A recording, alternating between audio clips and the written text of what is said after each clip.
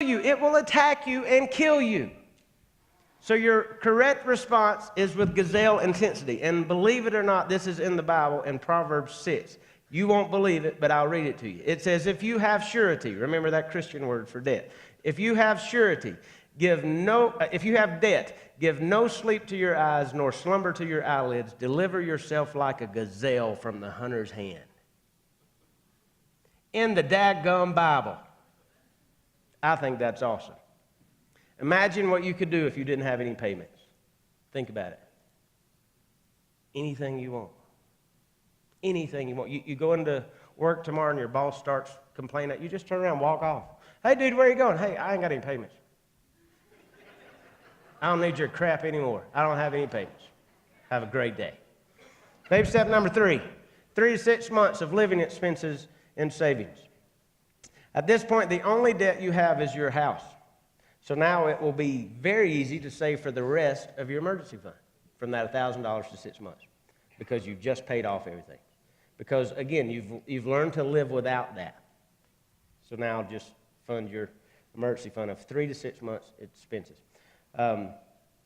Keep this money in a simple money market account or bank account, but do not invest with this money. It's only to protect you from emergencies and, again, make your wife's security gland or lats and look a little prettier to you. So whatever that is for you, you have to figure that out. To some of you, it might be $40,000. Some of you might be 5. I don't know. Whatever that is for you, 3 to 6 months of living expenses and savings. Real quick, baby step number 4. Invest 15% of your household income into pre-tax retirement plans. That's 401ks, 403bs if you work for the government or if you're a teacher, etc. Roth IRAs are the best investment you can do because they grow tax-free. I love tax-free because I don't like the government. Anything that they give us as an advantage, bless God, take advantage of it. All right? Look at that sheet on the other side of that thing, that one with all the numbers. It's a chart of Ben and Arthur. Now, I honestly don't think that they should let you graduate high school until you can explain this chart right here. And I mean it. Ben invests $2,000 a year for only 8 years. Arthur, his lazy brother, waited a few more years later and invests $2,000 a year for 38 years and never caught up with his brother. Now, how's that? It's the power of compound interest. And it's the power of leaving something alone. Because it's the opposite of the debt snowball. It's an investment snowball. Every single year it's building more and more and more interest. You'll make a ton of money. Now, that's based on 12% interest. What if this chart is half wrong? Would it be so bad? Would it be so bad if it was half wrong? So, and I've had people say, well, that's a real good example if I was 19 years old. Shut up. The point is, start now. If you're 19 years old, I just made you a millionaire. You know what I hear the most? Every time I've done this, is that if I would have known this when I was younger, my life would be different. Me too. So if you're 19 years old, please buy us lunch, okay? Because you're going to be a millionaire. If you're 50 years old, start now. If you're 60, let's go. You got to get going. You have to start where you're at. The point is, start now. Currently, if you are age 50 or below, you can put $5,500 a year into Roth IRAs for both you and your spouse, separate accounts. If you're above 50, you can put a maximum of $6,500 this year. They grow tax-free. It's the absolute best thing the government gives us. These should all be invested in good growth stock mutual funds. I wish I could explain this. Don't pick something that just came out yesterday. Pick something that's been around for 5 years, 10 years, preferably. If you're on this step, write this down. DaveRamsey.com. Click on ELP. It stands for Endorsed Local Providers. It's where I have found my financial advisor. What this means is anybody endorsed on his ELP believes this stuff that we're teaching tonight. Okay, there's a lot of people that don't believe this stuff. I mean, you obviously know that because this is weird. But all the people on his endorsed local provider will believe this stuff. So you can trust them, and they won't take your money and go invest it every 2 days, and then you don't have anything to show for it. If you cannot leave money alone for 5 years, do not invest in mutual funds. If you can't not touch it, don't even do it. Susie Orman is a weirdo on TV, but she does have this right. She says, don't invest in anything you don't believe in. And that's very true. If you don't believe in mutual funds, then don't do it. But this is the research on mutual funds. Take any 5-year plan, 5-year period, 97% of 5-year periods have made money. 100% of any 10-year period in the stock market's history has made money in mutual funds. 100% if you can leave it alone for 10 years.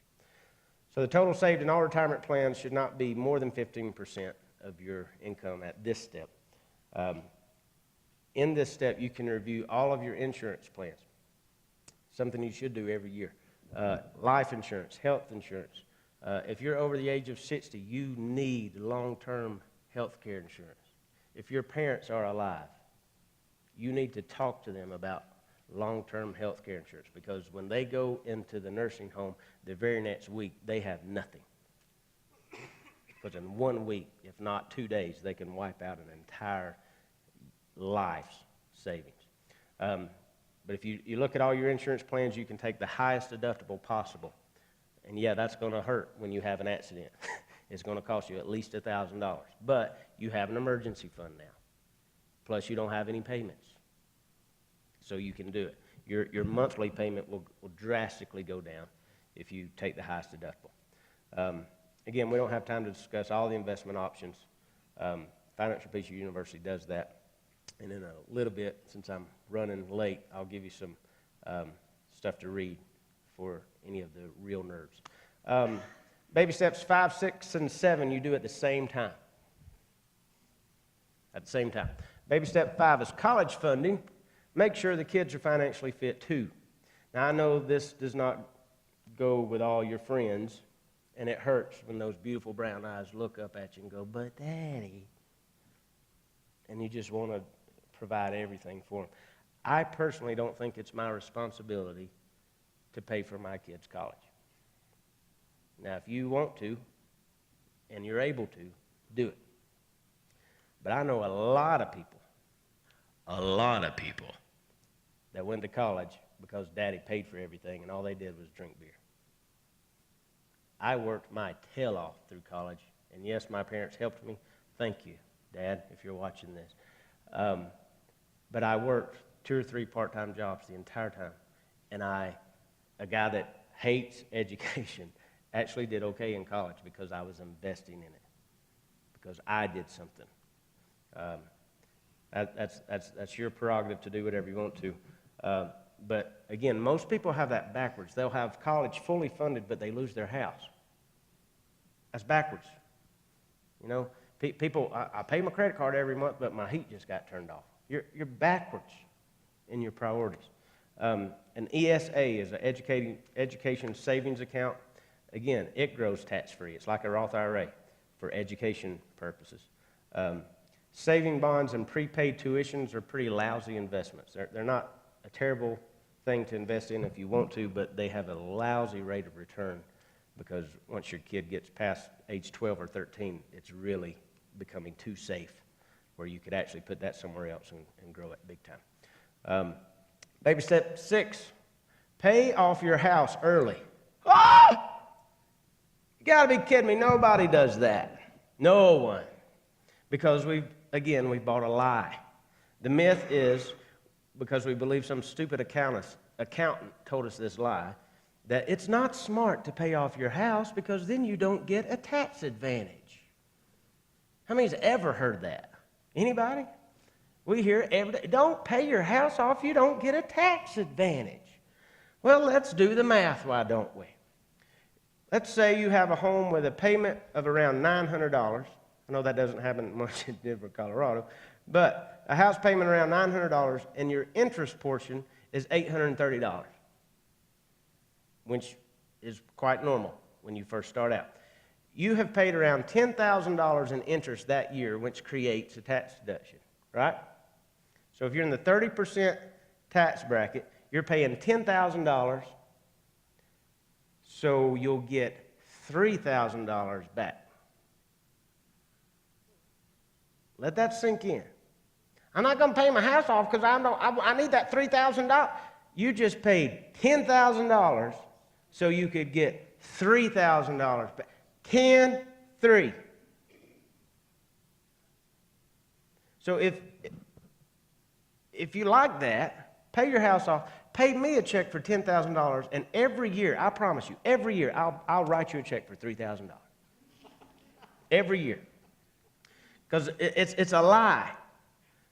Trust me, I don't want to give the government another penny that I have to, but I'd much rather keep my money instead of paying this to get this amount. And if a tax advantage is a tax advantage, why not give it to the church? Why not give it to the Red Cross? Do something. A tax advantage is a tax advantage. But quit giving the government all your money because some accountant that doesn't know how to do math told you that's what you should do. Bless God.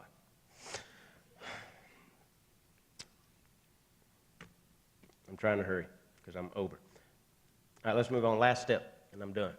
Baby step 7 is build wealth and give it all away. What? Majorly invest as much as you want to in mutual funds or other avenues of investing that you believe in. Giving is possibly the most fun you will ever have with money. You can change your family tree. Hopefully it'll fork this time. You can leave a legacy for your children and your grandchildren, which is in the Bible. And then Psalm 62 says, if riches increase, do not set your heart on them because God loves a cheerful giver.